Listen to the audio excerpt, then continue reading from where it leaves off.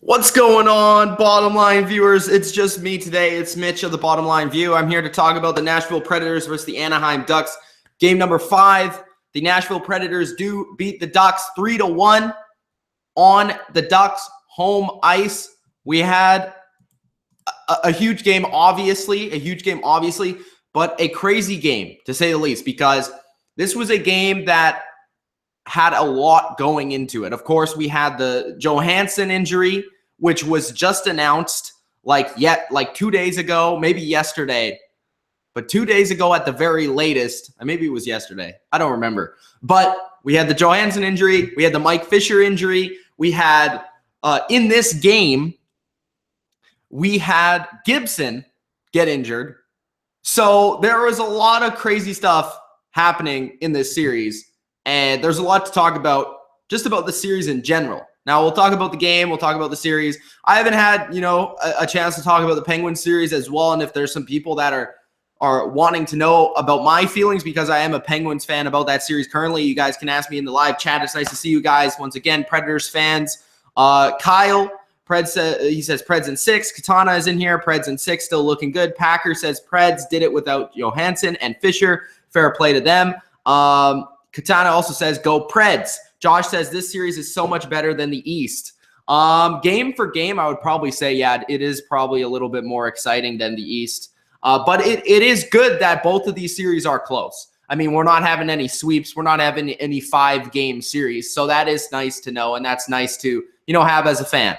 But, man, I got to be quite honest with you. I did miss a little bit of the first period. I got home. I was out for a bit. I got home right about when the first period ended. So I was able to see the second period and the third period, so I could speak off that. I can't speak too much off of the first period. But luckily enough for me, there were no goals in the first period, which that's kind of been, a regular occurrence in this series. But 3-1 for Nashville. Goals scored by Watson, Wilson, and Aberg. And also for Anaheim, we have Wagner, who scored their goal. I think the biggest difference in this game, maybe, some people will argue, is the goaltending, because obviously Bernier had to step in for Gibson in this game. Did Bernier came in, Gibson got injured. Bernier let in 1 goal, Gibson let in the other.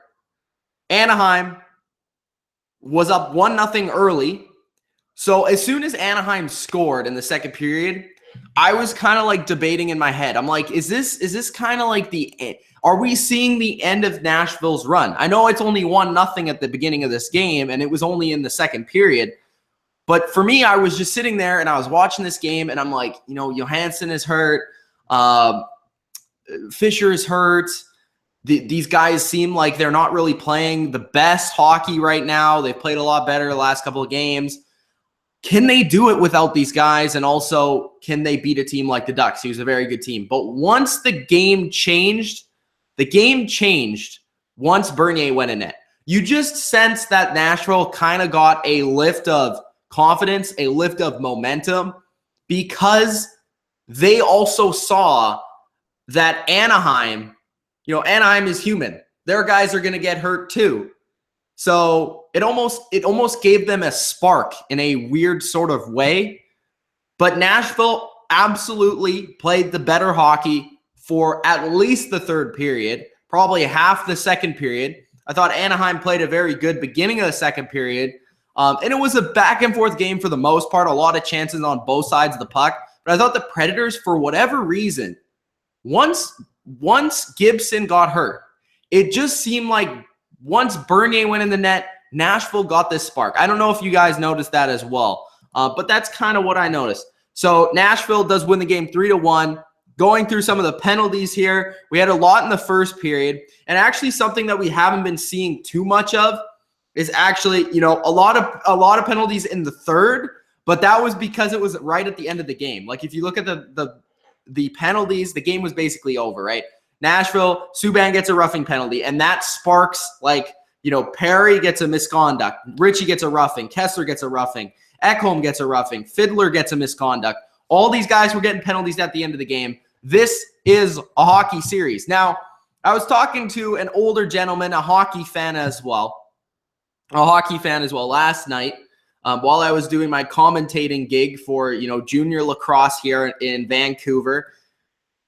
I was talking to him about hockey, and he really thinks that something that is missing from the game, and this was kind of an interesting point I thought, was you see a lot more like cheap hits, a lot of scruffles, a lot of kind of guys that are going at it after the play, but there's not a lot of fights anymore. And he feels like people don't want to see the fights, but the fights were good for getting rid of those scrums and those like after the whistle things, because back in the day, they used to just drop the gloves, fight, and get it over with.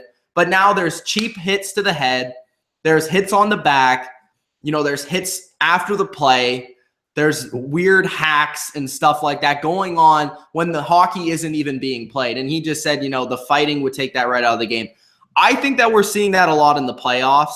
It's kind of like, obviously these teams hate each other. They're going 7 games of war, basically, against each other. And they're going to hate each other by the end of it. But I almost feel like, and a lot of people feel like, I think, that if there was just a little bit more fighting in the game, we wouldn't see all this kind of dirty crap that hockey gets a bad reputation for. So I'm interested to hear what you guys think about that. Should there be more fighting than there is, or do you think fighting should be eliminated? And do you like these kind of scrums after the play? I don't know. How do you guys feel about that? But going into the performances of the games, Nashville had some goals from, of course, Watson Wilson, and they got good production from, again, the Mr. Clutch Forsberg. This guy, I don't think is getting enough attention, and we've been talking about him a lot on the channel because we've been watching all these games, and quite obviously, Forsberg has been one of the stars of the playoffs. Now, he isn't amongst the top 5-7 guys on the stat sheet.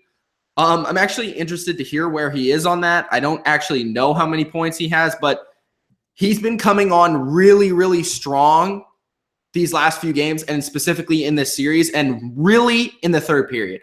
Like when Nashville needs a point, when Nashville needs a goal, when Nashville needs a play to be made, it seems like Forsberg is rather around the net, passing the puck, or scoring the goal for Nashville. And he, again, was huge for that second goal, the game-winning goal. So Forsberg has been absolutely one of the MVPs for Nashville. I think he's right up there with Rinne at this point.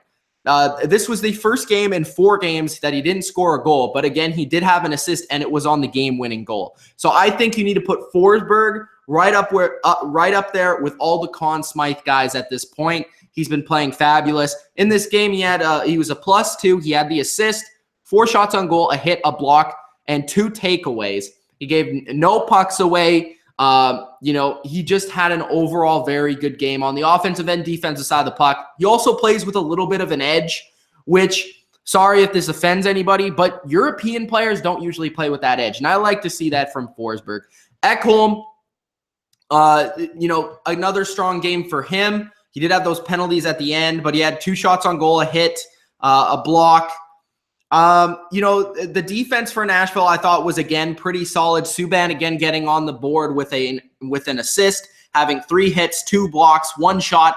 And the thing I love about watching Nashville's hockey game, and this is a lot different from my team, Pittsburgh, especially at this moment, because when you watch Pittsburgh at this moment, they don't have Letang, they don't have Schultz. So those are 2 guys that are very offensive and get up in the rush and, get a lot of opportunities offensively. But with Nashville, it's like their offense runs through their defense. They like their defense pushing up in the play. Their defense pushes up in the play. They get an on-man situation.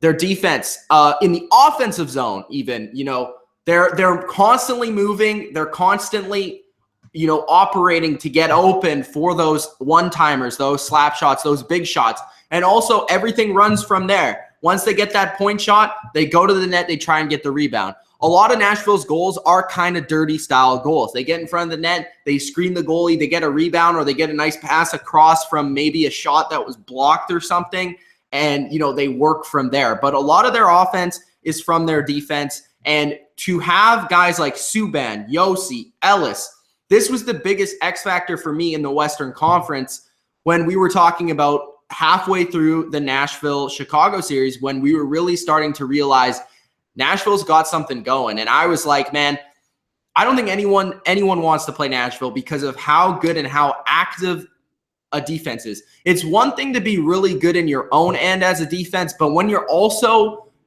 the most important part of your team, when you're in the offensive zone, that is super, super rare. And that's also very difficult to stop because nobody else, there's Carlsons, right? There's Carlsons, there's guys like that, one guy on a team. But when you have Yossi, you have Subban, you have Ellis, all these different guys on the defense that you can roll out there every single shift, it's very hard for a team to stop. And it's also very hard to deal with. And not only that, but the forwards are having to work extra hard because they're in the back of their mind. They're like, okay, I got to get out here and I got to block the shot. I got to get out here and I got to get my stick in front. Instead of maybe sometimes a winger or something who's a little bit maybe lazy, right? Maybe a Corey Perry. Instead of going to the corner and hitting somebody and maybe being a little bit slow to get to the point because he doesn't fear the shot at the point, now he's having to work extra hard in his own end when he is a goal scorer for his team, and that's taking more energy to play defense than it would be playing offense. So there's a lot of X factors to that, but I thought Forsberg played great. The defense, again, was a big reason why they won. They got a few unexpected performances from some of the guys that stepped up in the presence of guys like Fisher, guys like Johansson, and that was my biggest concern because with Nashville, I already thought that was their weakest position. Like, I already thought that the center position for Nashville was their weakest. I like their wingers. I love their defense. I like their goalie. But with the center position, I was like, that's going to be tough because Getzlaf's already going off. Kesler has been playing really well, and he's been doing his thing. And now you don't really have a top two center on your team. Like, how are you going to work with this? But again, having that flexibility with your defense and generating offense from your defense kind of allows you to mask the deficiencies that you have at the center position, because the center is also the extension of the defense. The center is the most important player on the ice, other than the goalie, because he goes up all the way in front of the net, all the way back in front of his own net. He has that big responsibility of playing, the full length of the ice, while the wingers are more offensive players. So, it's interesting. I want to see, as games continue, how Nashville continues to mask their deficiency at center, because I think that is an issue.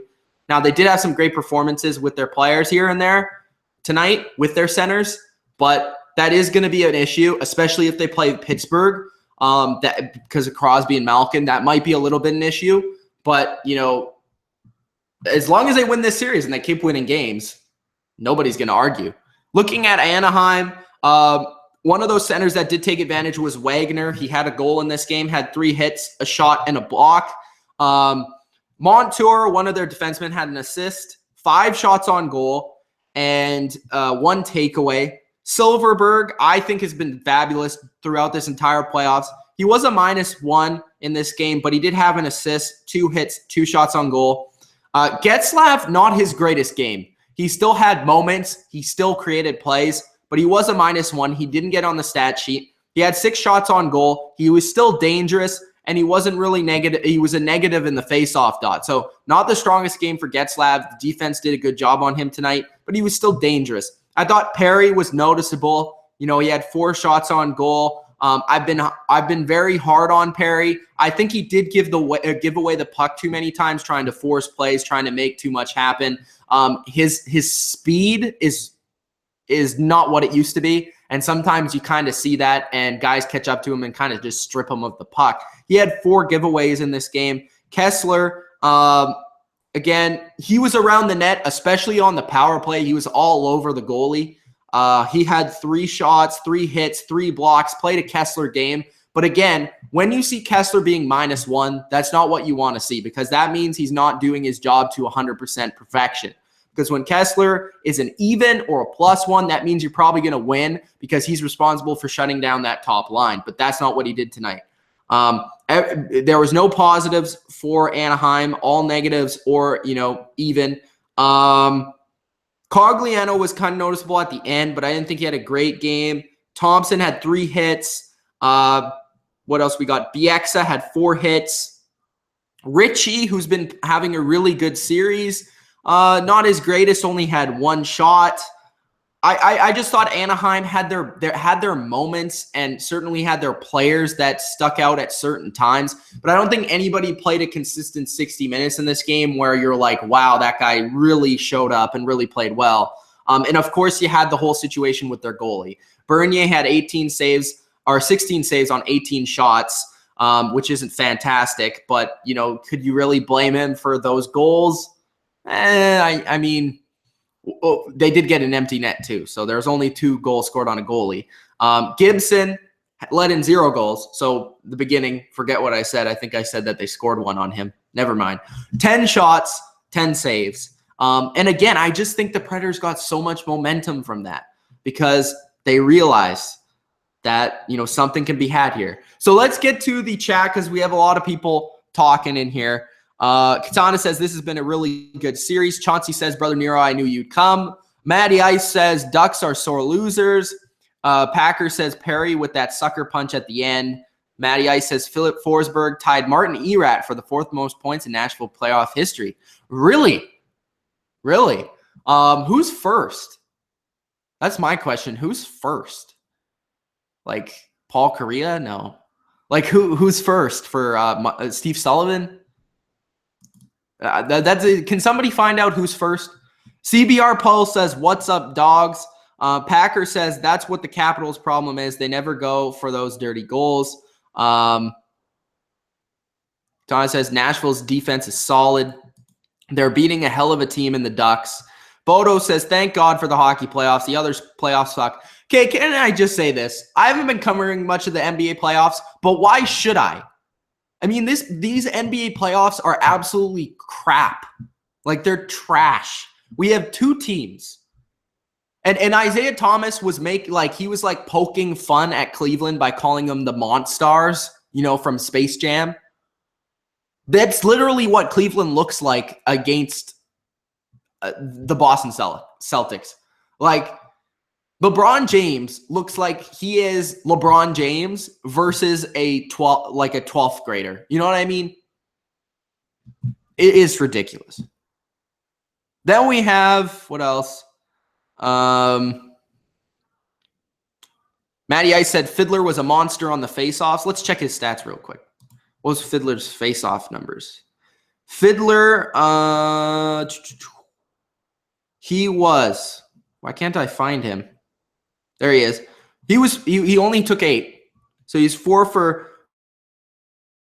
4 losses. The guy that was really good was Goudreau for you guys. 10 wins, 4 losses, according to the stats at least. But yeah, the faceoff, that was pretty even for both teams. Vermette, again, had a very good night for Anaheim. He was 9-3. What else we got? A lot of talk between you guys talking about stuff. The Monstars. Even Barkley said he would watch the NHL playoffs. Wow, I didn't realize that. I didn't even know that Barkley knew NHL existed. Anyways, let's talk about what the future entails for this series, because we have the Nashville Predators who are up 3-2. Of course, they still have those injuries, and I don't really know the status of Fisher's injury. If anybody knows that, let me know. If you're a Predators fan, you probably know better than me. But, you know, for Johansson, he's out. He's done for the playoffs. The Predators are going back home next game, which I believe would be on Monday, I think. So is Nashville going to end it? Is Nashville going to end it in 6? A lot of people were saying in the chat earlier that Nashville is going to end it in 6. I picked Nashville in 7 at the beginning of the series. It's going to be tough. If Bernier starts, I think Nashville has a huge opportunity in that game. I'm not sure the status on Gibson at all, and I'm not sure if he's going to be back for next game. But Bernier hasn't been terrible. It's not to say he's been terrible. The Ducks could pull something out. All these games have been very close, but it's hard to bet against Nashville at home. They already lost one game to Anaheim at home, and it was a very close one. Are they going to lose another one? I don't know. I mean, Nashville just looks like they're just playing such high level of hockey right now, especially defensively. That is very tough to not bet on Nashville to win that game. I think it'll be very close either way. I still am going to pick, Nashville to win the series like I did at the beginning. I thought Anaheim had a huge opportunity here. If I thought Anaheim, was going to win this game, because I was looking at Anaheim, of course, with that news of the injuries, of course, with the news or them beating Nashville at home, getting huge momentum from that. I thought it was Anaheim's game to lose in this one. And Nashville showed a lot of heart. They were down 1-0 in this game, and that's not a huge deficit, but they were still down in this game. They found a way to come back, chip away, continue to play their game. They scored a couple goals. They shut the door. They got the empty netter, and they said goodbye to Anaheim. They left the building, and now they're going back home to close it out. It's going to be very interesting. I think the Ducks, will put it all on the line. I would expect the Ducks, maybe to be the favorite in Vegas. I'm not sure, what's going to happen with the line there, who's going to be the favorite in that game, because I think a lot of people at the beginning of the series thought it would go 7. But Nashville, it's tough. I mean, they're just playing a good style of hockey that's tough to beat. And even with those injuries, it's tough to see them going down. But I still think it's Nashville's series to lose, whether that's in 6 or 7. It's undetermined. But I think Nashville has a very good chance, especially the way their goalie is playing. Not enough can be said about Rinne's performance in this game and in the entire playoffs. He's having one of the best playoffs ever. He maybe had 1 or maybe 2 bad games, and that was about it. He's put his team in prime position to win every single one of these games. Nashville has been blown out a total of 0 times in these playoffs, and that's very, very impressive. And that's most to do with the goaltending, and that's also to do with the defense. So give Nashville a ton of credit, but also Anaheim, shouldn't be slept on going into the next game. They're a very good team. They have a lot of promise as well, and they're going to go down with a fight because the Ducks are only getting older. They do have kind of a relatively young defense, but there's a lot of older core players on their team that this could be the last run that they ever have at the Stanley Cup. So I wouldn't look past Anaheim to win next game, but it's going to be a good one. Packer said the Ducks will fight tooth and nail. Katana said the fact that the next game is in Nashville will be too much for the Ducks to win. I probably agree with you. I mean, if I had to bet on the game, I would say Nashville would win. So that's just me. Yeah, but that's pretty much all I got to say on the game. Tomorrow, we have Ottawa-Pittsburgh, which starts at 12 Pacific. You know how that sucks. Is anyone else pissed off that it's at 3 Eastern and 12 Pacific? That sucks. NHL, do a better job with the scheduling, bro. Come on, get it together. Series is tied 2-2. It's in Pittsburgh. Again, just like Anaheim.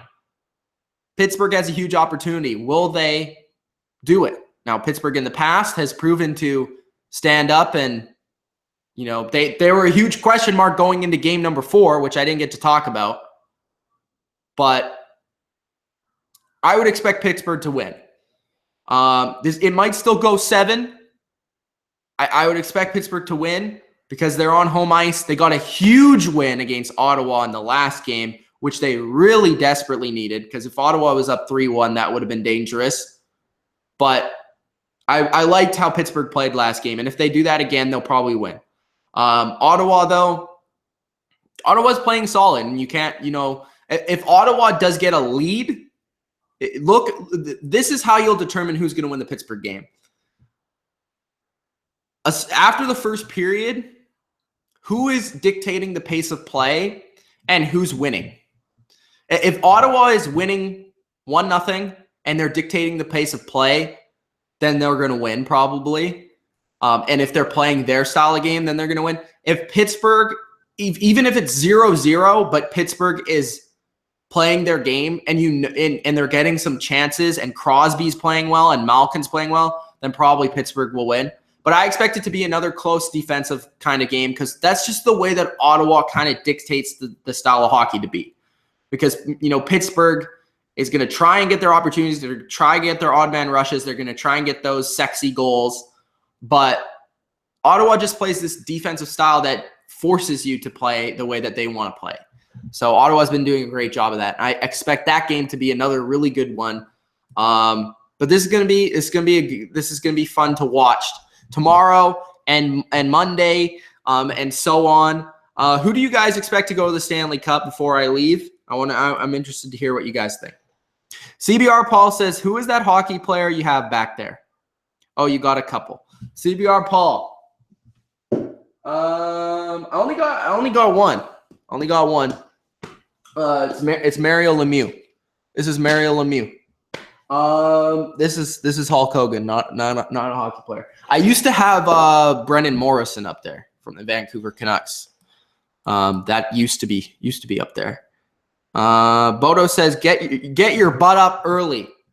Bro, I stay up too late to get my butt up early. I'm going to be waking up like 10 minutes before the game. Matty Ice says, I think Shea Weber has the most playoff points in franchise history. Okay, that makes sense. Bodo says, Game 5 at 12. I am not too mad about that. If it was Game 7, that's a different story. Pagger says, I think it will be Pens and Preds. Katana says Preds and Senators. CBR Paul says the little ones over there. Little ones? What are you talking about, the little ones? Oh, these guys. You want me to show you around the little guys? Pagger says the Hulkster. One sec. You guys get me too into this stream. I got my headset off. So, Sid the Kid. The GOAT, Wayne Gretzky. I broke him. I'll fix that. Don Cherry's favorite, Bobby Orr. 3 of the greatest players of all time. That's what I got. All right, guys. Hope you enjoyed. We'll see you tomorrow. I should be on the stream. I might be having to do something else, but I said, guys, I missed 2 Pittsburgh Penguin games in a row. CBR Paul is going to be pissed if I don't show up to the next stream. These haters, these Ottawa Senators haters are going to be pissed off if I don't show up to the next stream. I have to play my part. I have to tell you how the Penguins played. I have to tell you about the great Pittsburgh Penguins and what I see. So I'll try to be there tomorrow. We'll see what happens. But thank you guys for tuning in. It's Mitch of the Bottom Line View. Like the video if you have not. Really appreciate it. It helps our channel out. Also, subscribe if you haven't. If you haven't subscribed and you're always in this chat, I don't know what you're doing. Because then you're just taking extra time off your hands when you could be subscribing and you could be getting the free updates of when we go live. Instead, you're just sitting here waiting for us to go live. Subscribe to the damn channel so you get the updates. Also, we have a couple of things. If you're a wrestling fan, we have a bit of a wrestling series. It's kind of a wrestling video game series, but if you just like having fun, I think tomorrow, me and Dylan are going to be doing a live stream, and we're going to be playing an old school wrestling video game, and we're going to be playing GM mode. So we're going to be, me versus Dylan in a video game. It's going to be hype. We're going to be live streaming it. You guys can be involved. You guys can help us create the shows. It is GM mode. So we're going to be doing that. Also, there's going to be Attitude Era review coming out soon. There's going to be NFL. I'm really, really slacking on the NFL. I am really slacking. Packer asks, are you guys doing Fantasy Football League? We might, actually. We did it a couple of years ago. We might do that again. We'll see what happens. But I'm definitely doing fantasy football coverage. That's slacking behind. Actually, I have right here, I don't know if you guys can see it. It's the NFL all-time bracket. We're doing an NFL all-time bracket here on the Bottom Line View. And what that consists of is it's going to be the all-time tournament of the best NFL teams of all time. So I'm going to be having that. I'm also going to be doing top 10s for the 60s, 70s, 80s, 90s, and 2000s and 2010s for the best teams of all time in the NFL. I'm going to be doing that. I'm going to be doing the next episode of the NFL Top 100. So, that's a lot of plugs, but I hope you guys understand that there's a lot more coming on the Bottom Line View for you. And if you aren't subscribed, you probably should. So thanks, guys, for joining me. It's Mitch of the Bottom Line View, and peace out.